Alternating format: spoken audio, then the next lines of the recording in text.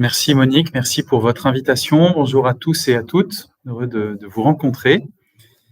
Donc, ce qui m'a été demandé, c'est de vous parler de l'articulation de ces termes, collégialité, synodalité, primauté. Alors, il faut que je commence en vous disant que c'est pas stable. C'est-à-dire que nous sommes, comme Monique vient de l'évoquer à l'instant, dans un moment où beaucoup de choses sont requalifiées, remises en mouvement. Et donc, bien sûr, nous héritons d'une tradition dans laquelle ces trois termes, synodalité, collégialité, primauté, ont trouvé une définition, mais nous sommes précisément dans un moment de remise en mouvement, de réinterrogation, qui nous demande à la fois d'assumer cette longue tradition et à la fois de voir comment elle résonne, disons, à frais nouveaux, pour le dire comme ça. Donc, je ne prétends pas du tout donner une version définitive de la question, et même, je pense qu'il n'y a pas aujourd'hui dans l'Église catholique une version définitive de la question. Donc, à la fois en convoquant un peu la tradition et à la fois en regardant ce qui bouge aujourd'hui, je vais simplement essayer d'articuler ces trois termes. Mais encore une fois, on ne peut pas prétendre que l'articulation soit parfaitement stable. Alors, je propose de parler en trois parties. D'abord, d'en venir à une définition de chacun des termes, et ça en faisant d'abord un tout petit parcours historique qui va passer par le Concile Vatican II. Donc, ce sera la première partie, essayer de définir chacun des termes avec cette petite arrière-fond historique rapide. Une deuxième partie essaiera de prendre au sérieux l'interpellation du pape François en 2015 à concevoir le ministère hiérarchique dans une église synodale. La synodalité comme clé d'interprétation même du ministère hiérarchique. Et donc, il s'agira alors d'interpréter collégialité et primauté à l'intérieur de la synodalité. Interpréter collégialité et primauté à l'intérieur de la synodalité. Et puis, une troisième et dernière partie essaiera de faire une bascule vers des questions de théologie fondamentale qui sont derrière.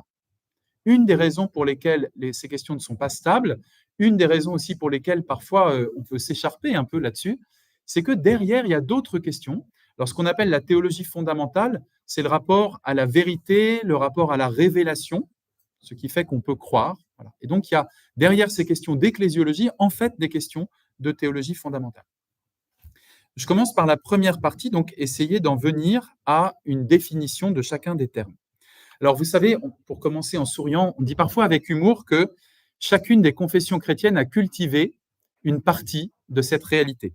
On dit souvent que les protestants ont bien cultivé la synodalité, que les orthodoxes ont vraiment une pratique de la collégialité, et que les catholiques sont plus doués pour la primauté, et notamment celle du pape.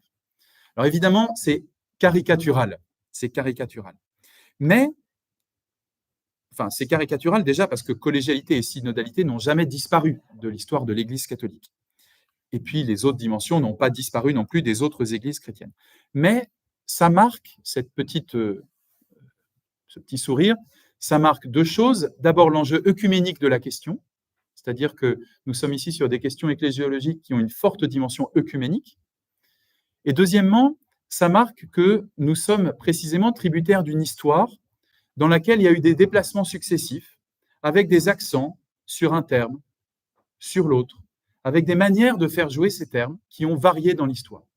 Donc il faut un peu se méfier, vous savez, des discours qui disent « voilà ce que la tradition nous dit là-dessus » et qui résument ça en 5 minutes. En fait, on est plutôt dans quelque chose qui a bougé époque par époque. Bien sûr, en gardant le sens de ces trois termes à chaque époque aussi, mais leur manière de jouer ensemble a bougé. Alors, un moment important, indéniablement, c'est joué au Concile Vatican II, donc 1961 à 65. Au Concile Vatican II, on peut dire qu'il y a eu une forme de redécouverte de la collégialité.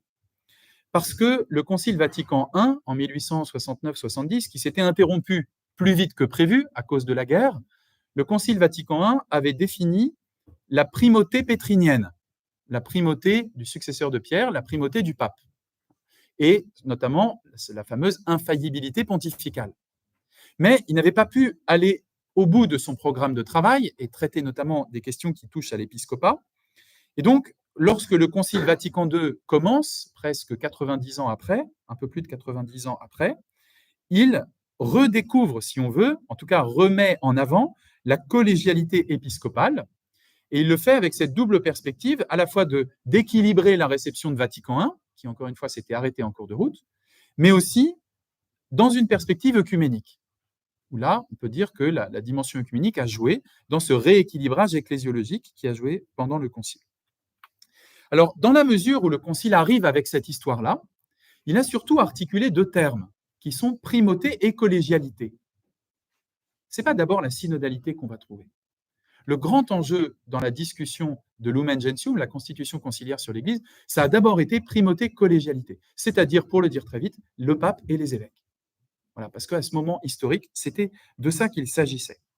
Alors, on ne peut pas dire, même s'ils ont beaucoup travaillé cette articulation entre le pape et les évêques, entre primauté et collégialité, on ne peut pas dire que Lumen Gentium transmette une doctrine stable non plus. Le document lui-même est traversé par des contrastes. Donc, le Concile ne lègue pas un état achevé de la question. Mais indéniablement, il opère un mouvement de rééquilibrage. Ça, c'est indéniable. Et un mouvement, encore une fois, qui a un sens œcuménique. Pour résumer, très vite, le pape est le successeur de Pierre. Et une mission particulière de confirmation dans la foi lui est confiée. Bon.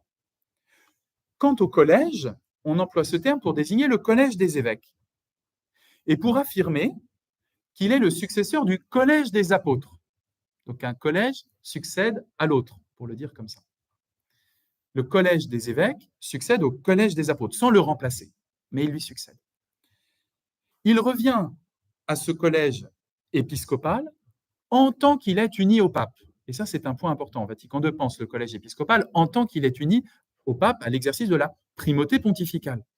Il revient à ce collège épiscopal uni au pape de gouverner l'Église, c'est ce qui apparaît bien dans Lumen Gentium, et d'authentifier les expressions de la foi. Il lui revient d'authentifier les expressions de la foi. Pas d'exprimer toute la foi, mais de discerner, d'authentifier les expressions de la foi qui ont cours, disons, dans le peuple de Dieu. Cette définition-là parvient à une avancée grâce à la définition de l'épiscopat comme sacrement. Il y avait une question, est-ce que l'épiscopat, c'est bien le premier degré du sacrement de l'ordre? Ce n'était pas du tout évident, en fait. Et donc, ça a été défini par le Concile Vatican II, ce qui permet, là aussi pour le dire vite, d'affirmer une consistance sacramentelle de l'épiscopat. Les évêques ne sont pas des préfets nommés par le pape. Vous voyez, pas simplement, pas juste ça. Bien sûr, ils reçoivent leur mission canonique du pape, d'une investiture par le pape. Mais ils sont ordonnés, et ceux qui les intègrent au collège épiscopal, et ceux qui fondent la mission qu'ils reçoivent, c'est le sacrement de l'ordre à son premier degré, l'épiscopat. Alors, le problème, c'est que ce schéma laisse des incertitudes. J'en relève 3, qui sont donc parmi ces éléments instables dans Lumen Gentium. Premier élément compliqué, c'est la succession apostolique. La succession apostolique. Qui succède à qui? C'est pas très simple, cette histoire. Souvent, on dit, voilà, le collège des évêques succède au collège des apôtres, le pape succède à Pierre. Bon. Mais vous savez que dans les Écritures, les 12 et les apôtres, ce n'est pas forcément synonyme. Il y a des endroits où c'est synonyme dans le Nouveau Testament, puis d'autres où c'est dissocié. Or, le Concile emploie l'un pour l'autre, souvent dans Lumen Gentium. Ça met une certaine incertitude. À qui succèdent vraiment les évêques? Aux 12 ou à toute fonction apostolique de la première Église? Ça change un certain nombre de choses.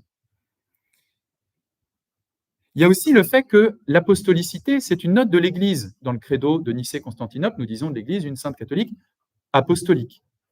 Mais quand on lit Lumen Gentium, on a l'impression que l'apostolicité de l'Église repose seulement, ou presque seulement, sur la succession apostolique, sur le fait que les évêques soient successeurs des apôtres. Or, dans l'apostolicité de l'Église, il y a aussi d'autres notes, d'autres éléments, notamment le fait de une forme de continuité dans la foi depuis les apôtres, qui n'est pas réductible à la succession apostolique dont les évêques héritent. Une deuxième incertitude après la succession apostolique, c'est le fait que dans Lumen Gentium, le pape peut exercer seul son pouvoir, et j'emploie le terme pouvoir parce qu'il apparaît à un certain nombre de moments de Lumen Gentium, le pape peut exercer son pouvoir seul. Alors que le collège des évêques ne peut exercer sa mission que uni au pape. Le fait que le collège des évêques ne puisse exercer sa mission que uni au pape, je crois, n'est pas vraiment un problème. Mais le problème, c'est la dissymétrie entre ces deux instances que sont le pape et le collège épiscopal. Il y en a un qui peut faire seul, alors que l'autre a besoin du premier. Le pape peut agir seul, alors que le collège épiscopal ne peut agir qu'uni au pape. Le problème, c'est la dissymétrie entre les deux. Et puis, un troisième élément complexe, pas très stable dans Lumen Gentium, c'est qu'il y a une certaine réduction de la pluralité historique des figures de l'Église. Quand on lit Lumen Gentium, on a l'impression qu'il y a une sorte de continuité dans les églises déjà de l'époque du Nouveau Testament, puis après, au point qu'on en est presque, dans l'image de l'Église qui apparaît, à quelque chose de l'ordre d'une fiction régulatrice, voyez, qui réduit très vite la pluralité historique, et notamment la pluralité de l'époque néo-testamentaire. Donc on est à la limite, on convoque l'histoire, mais on la convoque presque en faisant une fiction. Une fiction qui acquiert un caractère régulateur.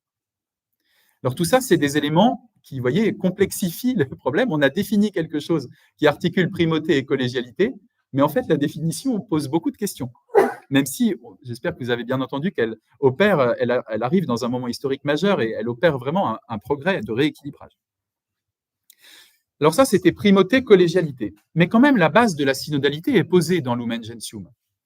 Elle est posée notamment aux numéros 12, 13 et 23. Parce que le numéro 12 fait droit à la vie des baptisés. Et là, ici, on ne parle plus seulement du sacrement de l'ordre à son premier degré, pape et évêque, mais aussi du baptême.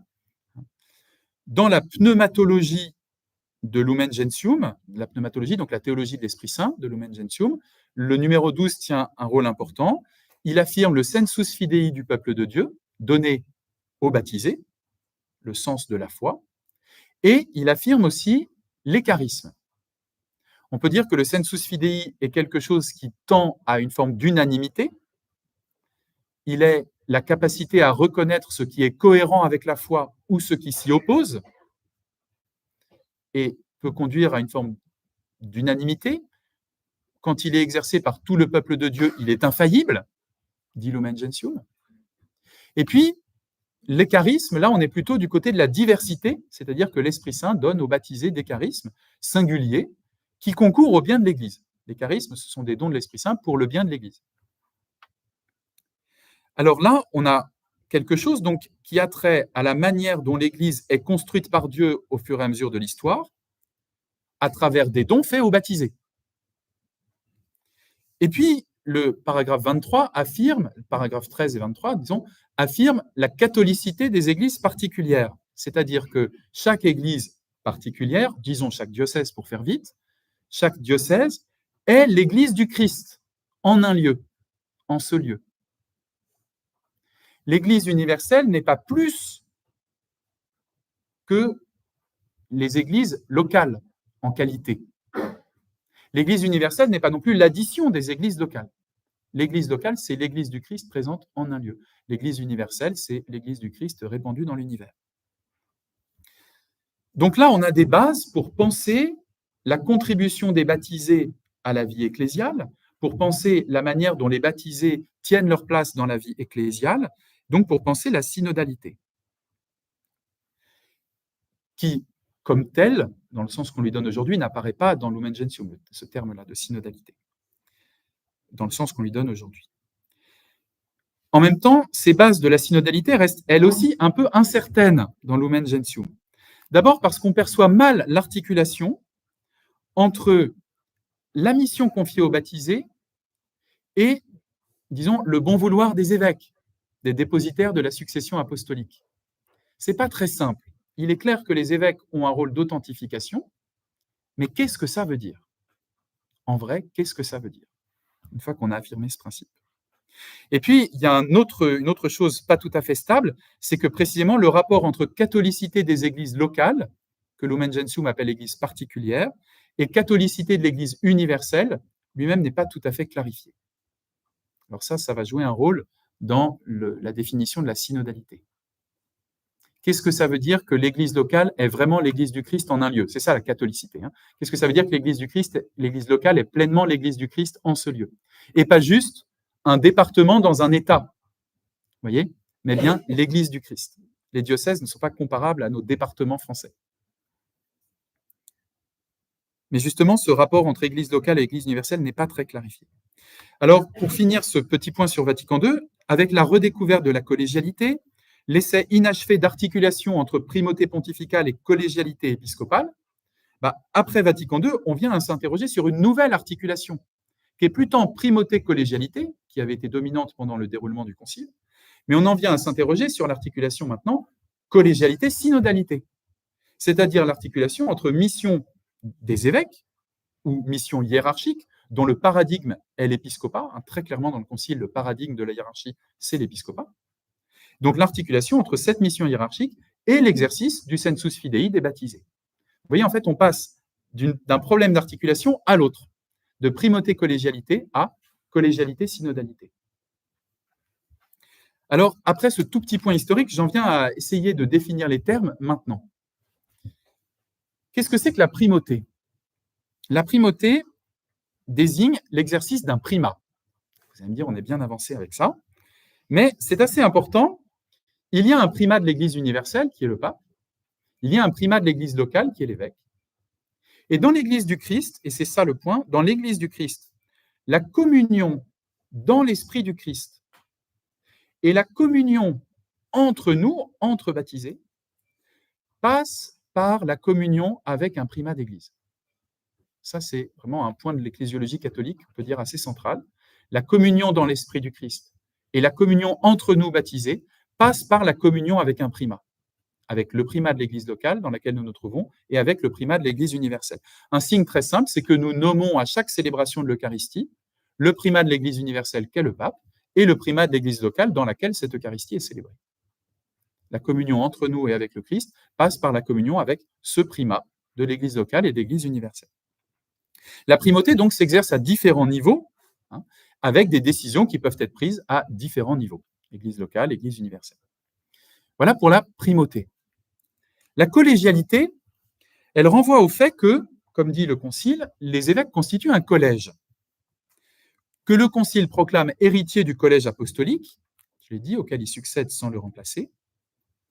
Les évêques constituent un collège, qu'est-ce que ça veut dire? Ça veut dire que chaque évêque est primat d'une église locale. C'est ce que je disais à l'instant sur la primauté. Mais qu'il travaille aussi au bien de l'église universelle. Il veille au bien de l'église universelle. Et ça, les évêques le font de manière collégiale, en tant que membres de ce collège. Alors, je note au passage, pour complexifier la question au cas où elle serait trop simple, je note au passage que des sources anciennes, notamment saint Ignace d'Antioche, un des écrivains chrétiens les plus anciens, presque contemporains du Nouveau Testament, des sources anciennes laissent entrevoir des formes de collégialité au sein d'une église locale, donc pas entre évêques, mais au sein d'une église locale, notamment dans le presbytérium, autour de la figure primatiale de l'évêque. Donc ça, c'est pour dire qu'en fait, collégialité, à d'autres moments de l'histoire de l'Église, ça peut aussi jouer autrement que la collégialité épiscopale. Mais là, disons, pour la synodalité, c'est la collégialité épiscopale, me semble-t-il, qui est centrale. Alors, définir la synodalité, j'ai été frappé par le fait que Monique, en commençant, disait que maintenant, vous saviez bien ce que c'était que la synodalité. Je vous envie, parce que moi, je ne dirais pas ça. C'est-à-dire que c'est assez compliqué de définir la synodalité, et là, il faut faire plein de distinctions. Donc, je m'y emploie, désolé. D'abord, au niveau institutionnel, il faut faire des distinctions au niveau institutionnel pour définir la synodalité. Je propose 3 distinctions. Il y a le synode, il y a les institutions synodales, et il y a la synodalité. C'est 3 choses différentes. Qu'est-ce que c'est qu'un synode? Un synode, c'est une assemblée de discernement, de délibération dans l'Église. Un synode peut se tenir dans l'Église locale, synode diocésain. Un synode peut se tenir dans une Église locale au sens régional. Il y a des synodes provinciaux ou des conciles provinciaux, ou même pléniers, comme en Australie récemment. Mais un synode, et attention, un synode peut aussi désigner un concile général, comme le Concile Vatican I ou le Concile Vatican II. Donc synode dans une église locale, ça désigne une démarche de discernement type synode diocésain, mais synode au niveau de l'église universelle, ça désigne plutôt un concile. Qu'est-ce que c'est que les institutions synodales? Eh bien, les institutions synodales, elles sont dans l'esprit synodal, mais ce n'est pas des synodes. Alors ça, c'est en fait ce que nous connaissons le mieux. Dans nos paroisses, on peut dire qu'en général, les EAP, les conseils pastoraux, sont des institutions synodales. Quand un conseil épiscopal fonctionne bien, c'est une institution synodale, etc., etc. On peut dire à bien des égards que, tout en étant un outil de la collégialité, une conférence épiscopale tient aussi de l'institution synodale, etc. Le synode des évêques, comme son nom ne l'indique pas, n'est pas un synode, mais une institution synodale. Pourquoi ce n'est pas un synode? Parce que, contrairement au concile général, le synode des évêques n'est pas un acte réel de collégialité des évêques, mais un conseil qu'une assemblée représentative d'évêques donne au pape. Donc, ce n'est pas un synode. Ça, c'est la définition du synode des évêques dans les textes normatifs. Voyez, le synode des évêques, ce n'est pas vraiment un synode, malgré son nom. C'est plutôt une institution synodale, qui est une simple institution de conseil du primat romain. Et puis, la synodalité, alors qu'est-ce qui reste? Eh ben, moi, je dirais que la synodalité, elle est de l'ordre de l'esprit. Esprit de communion, esprit de participation au discernement et aux décisions. Et bien sûr, elle s'enracine dans le baptême et dans l'exercice du sensus fidei des baptisés. Un peu dans cet esprit des trois distinctions-là, le document préparatoire au synode en septembre 2021, donc au début du synode que nous connaissons maintenant, le document préparatoire distinguait trois niveaux. Le style ordinaire du quotidien, donc là on est plutôt dans synodalité. Les processus ecclésiaux exprimant la nature synodale de l'Église, là on est dans des institutions synodales. Et les processus et événements synodaux où l'Église est convoquée par l'autorité compétente. Là, c'est un synode. Donc, je redis ces trois niveaux qui apparaissaient dans ce document de 2021. Le style ordinaire du quotidien, un style de synodalité. Les processus ecclésiaux exprimant la nature synodale de l'Église, donc là, des institutions synodales. Et les processus et événements synodaux où l'Église est convoquée par l'autorité compétente. Alors ça, c'est des distinctions de type institutionnel. Maintenant, il faut faire une autre distinction pour définir la synodalité entre, justement, Église locale et Église universelle. Parce que la synodalité, elle se vit aux deux niveaux, dans une Église locale et dans l'Église universelle. Mais elle n'a pas exactement le même sens.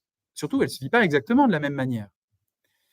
Alphonse Borras distingue, donc canoniste et théologien, distingue le sens strict de la synodalité en disant c'est quand elle s'exerce dans une église locale, dans une église particulière,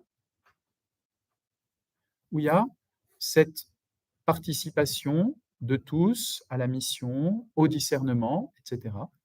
Et ça se fait dans la participation de l'église incarnée, si j'ose dire, en un lieu. Et puis la synodalité au sens large se fait dans l'église universelle. Dans l'Église universelle. Mais ça, c'est une forme d'élargissement de ce qui se vit de concret dans l'Église locale. Ou une forme de mise en commun, la synodalité dans l'Église universelle, une forme de mise en commun de la synodalité vécue concrètement dans les églises locales. Je termine avec une dernière distinction quant à la synodalité, parce qu'on peut aussi la faire jouer autrement. La commission de dialogue catholique-orthodoxe, qui est une commission officielle, dans un document qu'on appelle Chieti, du nom de la ville où il a été rédigé en 2016, distingue entre la synodalité au sens propre et au sens large, mais en lui donnant un tout autre sens. Ce document dit que la synodalité au sens propre, c'est la conciliarité, les assemblées d'évêques. Donc pour eux, avec cette influence de l'ecclésiologie orthodoxe, la synodalité au sens propre, en fait, c'est la collégialité, pour le dire vite, ou la conciliarité, des conciles, assemblées collégiales d'évêques. Mais ils disent aussi qu'il y a un sens large de la synodalité, qui est la participation active de tous les fidèles à la vie ecclésiale. Alors, vous voyez que pour définir la synodalité, alors bien sûr, le pape dit c'est marcher ensemble. C'est très beau comme définition. Mais si on veut rendre ça un tout petit peu concret et opératoire, alors là, on est obligé de passer par quand même beaucoup de distinctions. C'est difficile d'avoir une définition simple de ce que c'est que la synodalité. Du coup, quand on dit que l'Église a toujours été synodale, ce qu'on entend parfois, en général, on ne veut pas dire ce qu'on croit comprendre. On veut dire que l'Église a toujours connu l'institution qu'est le synode. Ça, c'est vrai. Hein. L'Église a toujours connu l'institution synodale, d'une manière ou d'une autre, en comprenant que c'était une forme de réalisation de l'apostolicité et de la catholicité de l'Église, soit de l'apostolicité et de la catholicité de l'Église en un lieu, soit à l'échelle universelle. Mais en fait, on ne veut pas dire que l'Église a toujours connu la participation de tous comme nous la pensons maintenant. Quand on dit que l'Église a toujours été synodale, on désigne plutôt la conciliarité, cette institution épiscopale, collégiale. Je termine cette partie de définition en disant que dans tout ça, primauté, collégialité, synodalité, une distinction, une de plus, mais qui aide, je crois, est celle qu'Yves Congar a proposée et qui a été très largement reprise dans l'ecclésiologie, la distinction entre un, quelques-uns et tous. En disant, finalement, toute l'ecclésiologie, elle est un peu structurée comme ça. Un, quelques-uns, tous. Ça marche au niveau de l'Église universelle. Un, c'est le primat romain, le pape. Quelques-uns, les évêques en collège. Tous, les baptisés. Ça marche dans l'Église locale. Un, le primat qu'est l'évêque. Quelques-uns, les ministres qu'il envoie, notamment les ministres ordonnés. Tous, les baptisés. Voilà, c'est une manière d'articuler le jeu entre primauté, collégialité et synodalité. C'est que de toute façon, d'une manière ou d'une autre, on joue entre un, quelques-uns et tous. J'espère que vous vivez encore après toutes ces distinctions-là. Donc, jusqu'ici, c'était simple. C'est-à-dire qu'on définit des termes. Mais une fois qu'on a défini les termes, mais qu'est-ce qu'on en fait? Et c'est là que ça se complique. C'est-à-dire que ici, il y a une forme d'appel du pape François, et je crois qu'on peut dire que cet appel, il a été pris au sérieux dans l'ecclésiologie, appel à repenser le ministère hiérarchique, donc primauté, collégialité, à l'intérieur de la synodalité. Donc, qu'est-ce que ça veut dire? Que dans une église synodale, dans une église qui essaie d'être synodale, ou qui essaie de le devenir vraiment, qu'est-ce que ça veut dire exercer la primauté et la collégialité?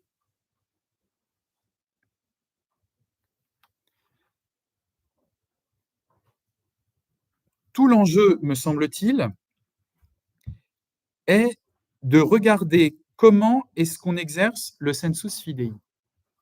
Tout l'enjeu pour articuler collégialité et primauté à l'intérieur de la synodalité est de se demander ce que ça veut dire que d'exercer le sensus fidei. Le sensus fidei, donc des baptisés, que bien sûr les évêques exercent aussi, et le pape, mais en vertu d'abord de leur baptême. Le sensus fidei, c'est quoi? C'est à la fois une assumption consciente de la foi, assumer consciemment la foi, bon, ce qui inclut, je le disais tout à l'heure, une capacité à détecter un flair, comme dit François, une capacité à détecter ce qui est cohérent avec notre foi ou ce qui s'y oppose, et souvent de manière intuitive et non argumentée, un flair, une assumption de la foi qui inclut une capacité à détecter ce qui est cohérent avec la foi ou ce qui s'y oppose, mais aussi, il a une dimension prospective, ce flair. Ce terme vient de la Commission théologique internationale. Une dimension prospective, qu'est-ce que ça veut dire? Ça veut dire que les fidèles ont aussi un flair pour sentir par quel chemin l'Église doit passer, pour sentir par quel chemin le peuple de Dieu doit avancer. Et donc, c'est très important cette dimension prospective, parce que si on l'enlève, le sensus fidei se réduit à dire quand j'entends telle idée, elle est cohérente avec la foi ou pas. Et c'est vrai, c'est une dimension du sensus fidei. Mais la dimension prospective, elle est une dimension de discernement concret d'un chemin pour l'Église. Et cette dimension, elle est forcément inculturée, c'est-à-dire locale. Exercer ce flair en France, en Australie, au Vietnam, en Argentine ou au Ghana, même si on exerce le même flair, le même don baptismal du sensus fidei, on ne va pas discerner les mêmes chemins, pour des raisons évidentes, alors que pourtant, on va croire au même Christ. Donc là, on a une dimension localisante, pour le dire comme ça, inculturée, dans l'exercice prospectif du sensus fidei. Alors si on dit ça, que le sensus fidei, c'est tout ça, dans ce cas-là, la question c'est comment est-ce que la primauté et la collégialité s'exercent par rapport à l'exercice baptismal du sensus fidei. Encore une fois, on trouve, en mettant ensemble Dei Verbum et Lumen Gentium, cette idée qu'il revient à la hiérarchie de l'Église, au pape et aux évêques, d'authentifier l'expression de la foi, d'authentifier le sensus fidei. Mais qu'est-ce que ça veut dire authentifier? Eh bien, il me semble qu'il faut l'entendre dans les deux sens. C'est-à-dire que le primat d'une Église locale, l'évêque, qui est en collégialité avec les autres primats d'Église locale, et le primat de l'Église universelle peuvent discerner ce qui, dans l'exercice du sensus fidei par le peuple de Dieu, mérite de devenir une orientation pour toute l'Église locale ou universelle. Vous voyez ? C'est-à-dire peuvent discerner que ça, c'est bien quelque chose que toute l'Église, comme un corps entier, assume. Et ça, il faut que ce soit le primat de l'Église qui l'assume au nom de l'Église. Mais il me semble que l'authentification fonctionne aussi dans l'autre sens. C'est-à-dire que c'est l'exercice du sensus fidei qui va authentifier l'exercice de la collégialité et de la primauté. Ce qu'on appelle, en termes théologiques, la réception. Une décision conciliaire, issue de la collégialité épiscopale ou pontificale, fait un processus de réception dans l'Église, incluant la possibilité d'une non-réception. Et ça, c'est dans le sensus, avec l'exercice du sensus fidei que quelque chose est reçu. D'une réception qui est toujours créative, parce que recevoir quelque chose en tel endroit, c'est pas tel autre. Alors ça vaut entre les pays, mais dans un diocèse, des orientations discernées de manière synodale, assumées par le primat de l'Église locale qu'est l'évêque, elles vont aussi être reçues de manière inculturée, locale, parce qu'une paroisse n'est pas une autre. Parce que quand vous êtes à Paris, vous n'êtes pas en Lozère, et vice-versa. Mais même au sein d'un diocèse, quand vous êtes, je prends le diocèse du Havre, au cœur de la ville du Havre, vous n'êtes pas au même endroit que dans la campagne qui est à 40 km. Et donc les mêmes orientations sont reçues de manière inculturée. Autrement dit, l'authentification fonctionne dans les deux sens.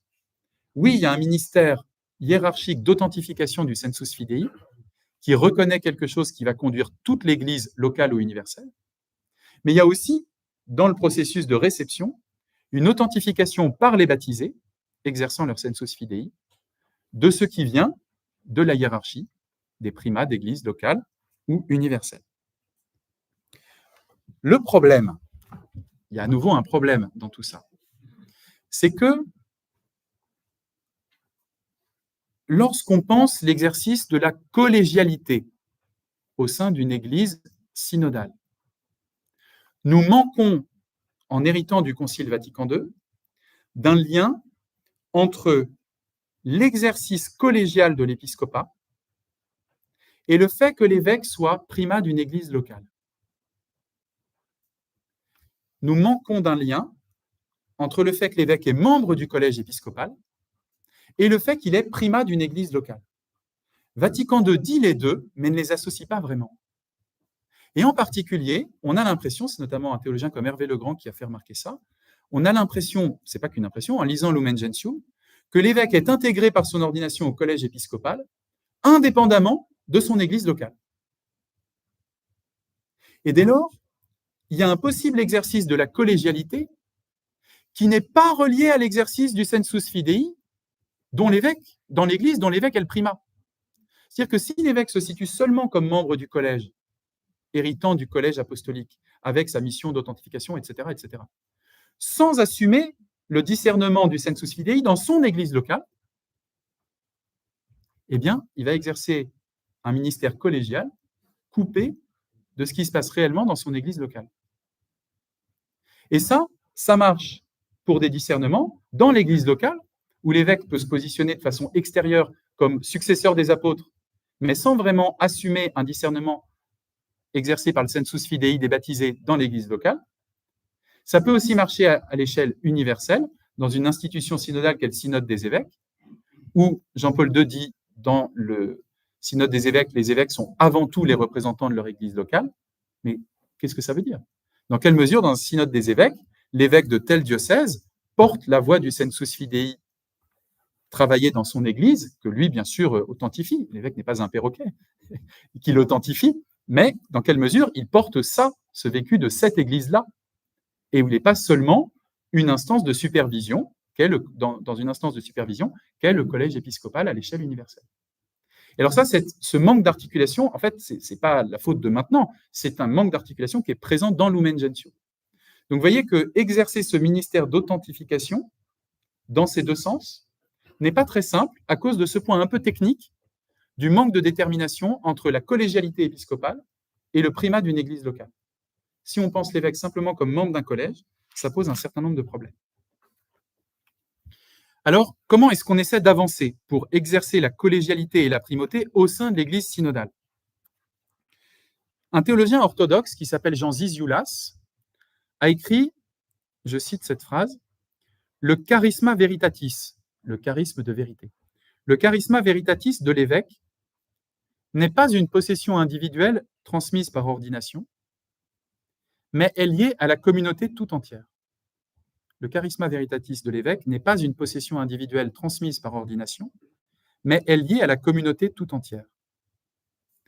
Tout l'enjeu ici, vous voyez, c'est de pouvoir assumer comment l'instance hiérarchique, primatiale, collégiale,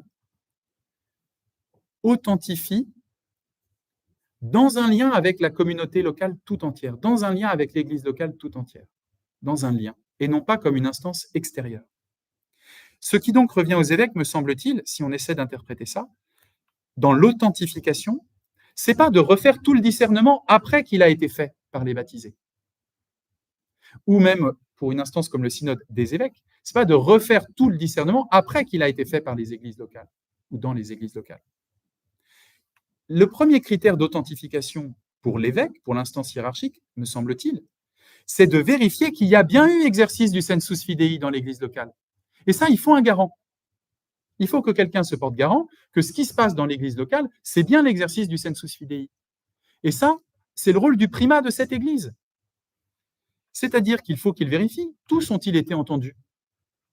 Est-ce qu'on a entendu que les gens qui parlent le mieux? Leur parole a-t-elle été respectée? Est-ce qu'on a pris soin d'un discernement vraiment spirituel? Est-ce que la référence à la foi apostolique est honorée? Etc., etc. J'ajouterais volontiers, est-ce que les plus pauvres, ceux pour qui c'est le plus difficile de parler, ont pu exprimer leur voix et exercer le sensus fidei? Vous voyez, l'authentification, elle tient d'abord au processus plus qu'au résultat.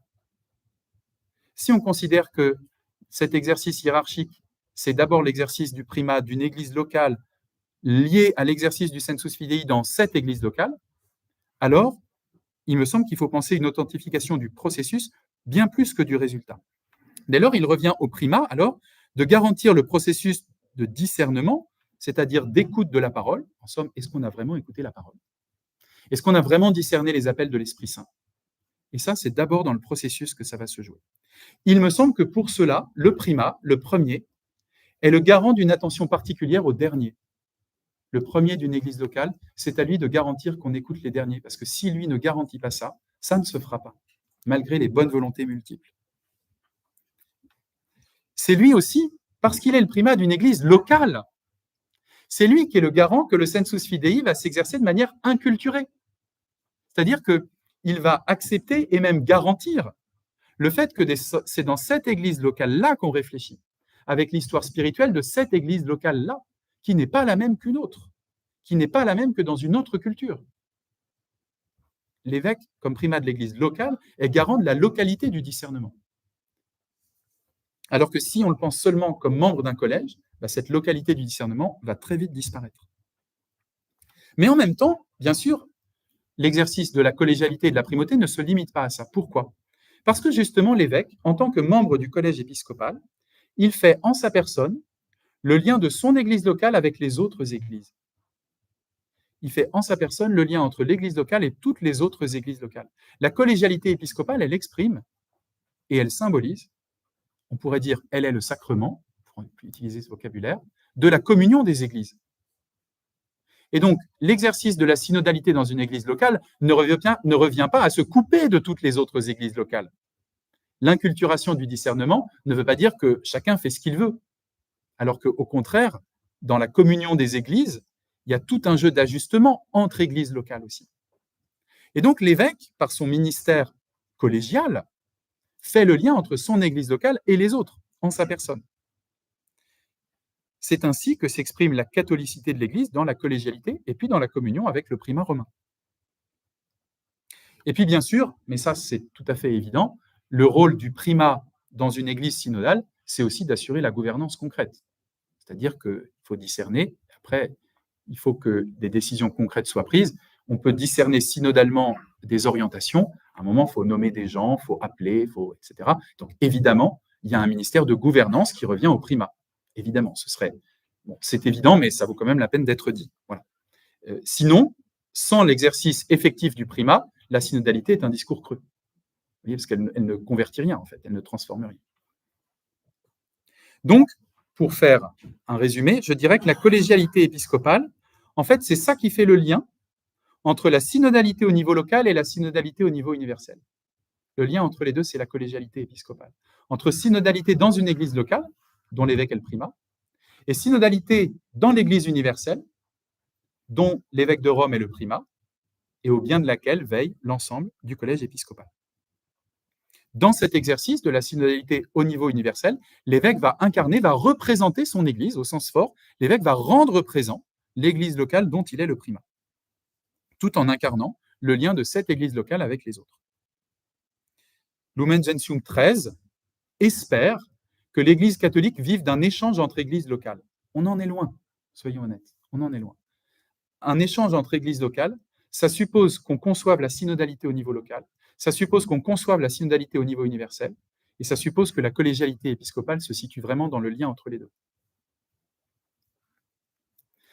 Alors, j'ai parlé un petit peu longuement pour essayer d'aller au bout des définitions là, et donc je vais juste dire quelques mots de ce que je proposais comme troisième partie, c'est-à-dire les enjeux de théologie fondamentale. Si vous souhaitez y revenir après dans les questions, c'est évidemment possible. Je voudrais dire quelque chose de très simple,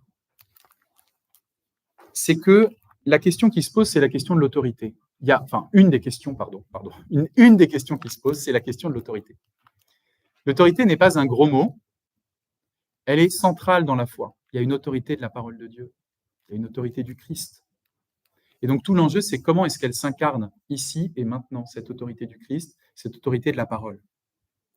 Il y a évidemment une autorité de l'instance apostolique. Les évêques, dont le Concile rappelle qu'ils sont successeurs des apôtres. L'instance apostolique, elle incarne la fidélité, une forme de continuité avec le Christ.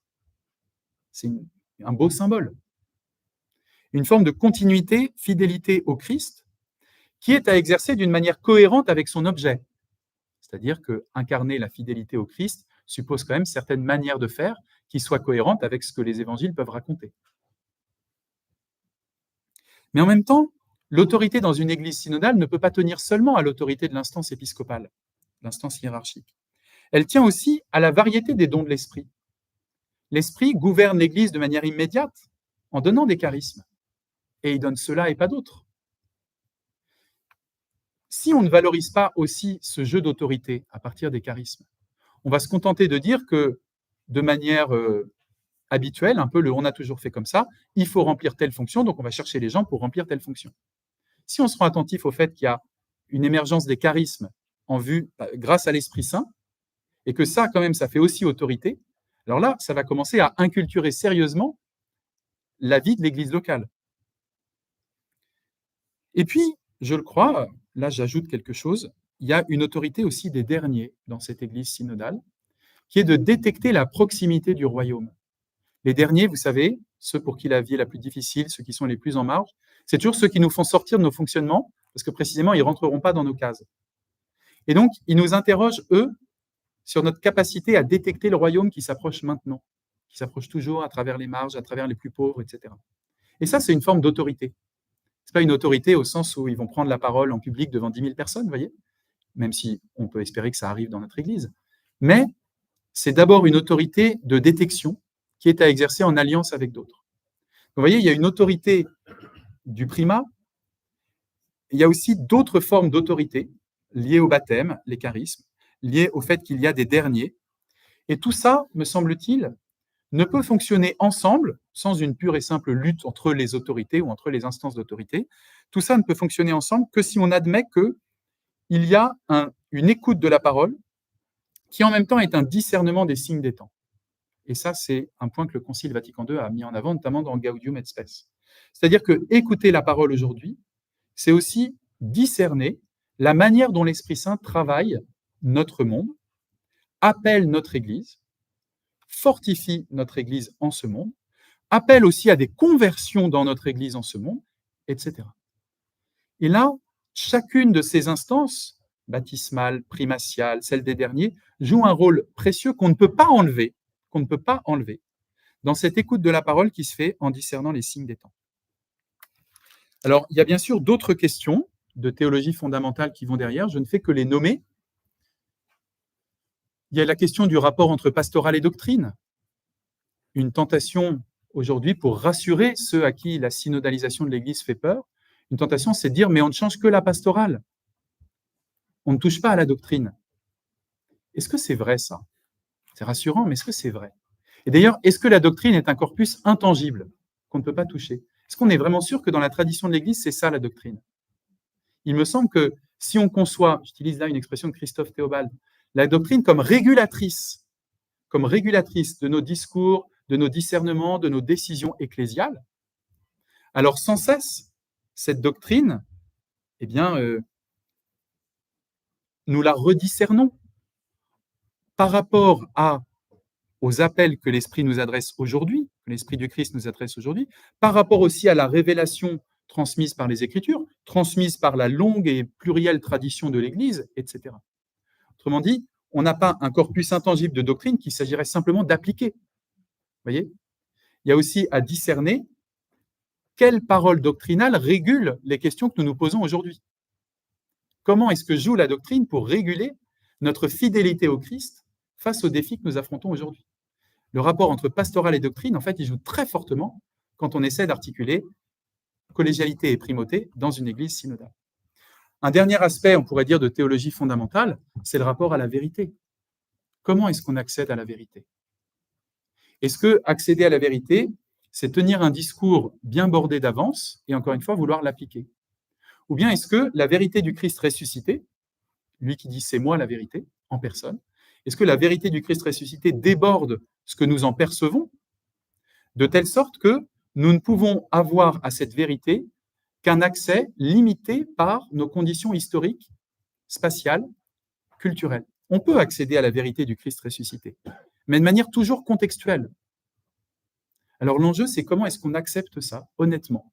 Nous avons un aspect contextuel à la vérité du Christ ressuscité. Contextuel, ça veut dire aussi en assumant, bien sûr, notre longue tradition, qui est passée par bien des contextes, par bien des périodes. Je termine donc, je conclus en disant que l'enjeu de théologie fondamentale, vous voyez, derrière ça, derrière pastoral et doctrine, derrière l'aspect à la vérité, derrière l'accès à la vérité, derrière la question de l'autorité, en fait, c'est une forme de circulation de l'autorité. La circulation de l'autorité ne veut pas dire une circularité entre collégialité, synodalité et primauté. On dit parfois ça. Mais le problème quand on dit ça, la circularité entre collégialité, synodalité et primauté, c'est qu'on fait comme si ces instances demeuraient extérieures et tournaient ensemble. Or, il s'agit bien de penser la primauté et la collégialité à l'intérieur de la synodalité. Donc, plutôt qu'une circulation entre primauté, collégialité et synodalité, il y a à penser dans une église synodale la question de la circulation de l'autorité, pour essayer, à notre mesure, d'être fidèle au Christ ressuscité. Merci beaucoup.